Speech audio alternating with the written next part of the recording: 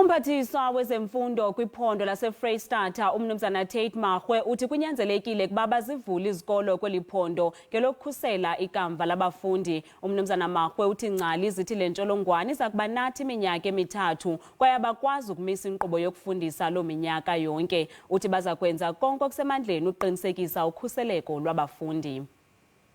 We are opening schools because children must also learn. They must also prepare for the future.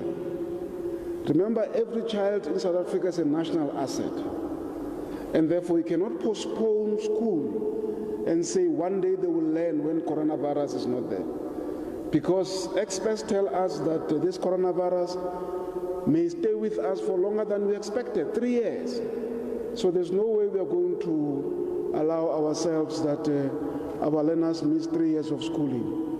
But also the other countries that have been more affected than us are opening up and making sure that they create mechanisms in schools to ensure that there's no infection. Therefore, that is our commitment, to ensure that there's no infection, to ensure that there will be regular screening of learners and teachers in our schools.